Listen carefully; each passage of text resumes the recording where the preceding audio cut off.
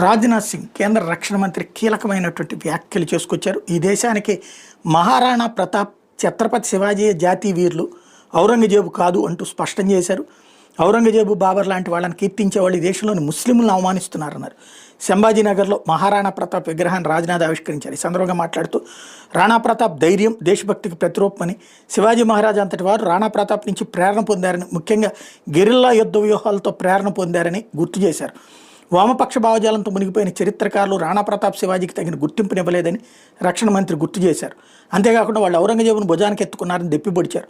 ఔరంగజేబుని hero అని కీర్తించేవారు. ఔరంగజేబు గురించి నెహ్రూ ఏం రాశారో చదవాలని చురకలంటించారు. దారాషికో ఉపనిషత్తులు కూడా అనువదించాడని, ఔరంగజేబు అతన్ని హత్య చేశాడని ఈ సందర్భంగా గుర్తు చేశారు. దారాషికో అన్ని మతాలను గౌరవించేవారు అన్నటువంటి విషయం గుర్తుపెట్టుకోవాలి. ఔరంగాబాద్ని ఛత్రపతి సంభాజీనగర్గా, ఔరంగజేబు రోడ్డుని అబ్దుల్ కలాం రోడ్డుగా మార్చడంలో ఉన్న తప్పేంటో చెప్పాలని నిలదీశారు.